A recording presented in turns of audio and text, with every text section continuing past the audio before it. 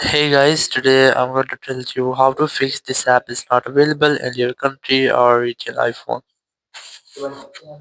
If you're using any iPhone and you're facing this type issue that whenever you try to download any app, you'll get this type of a message that the app is not available in your country or region.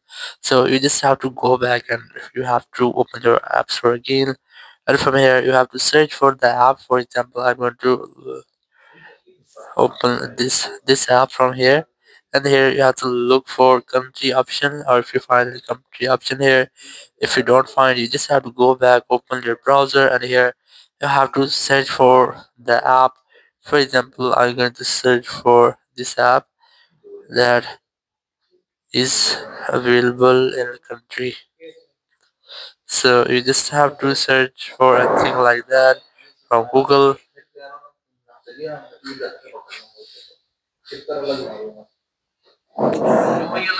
and here you have to check.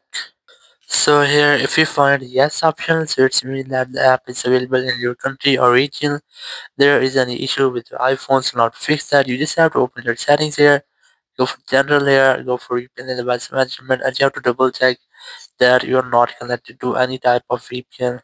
So if you find any VPN here, try to disconnect with that, then go back here, and you just have to retry it to open or download and install that app. And here, if you're still having the same issues, it might be that the app is not available in your country or regions. Not to fix that, you just have to tap on your Apple ID here and still tap on your account. And now you just have to verify yourself using your Face ID or Apple ID password. And then you have to select the country or region in which the app is available.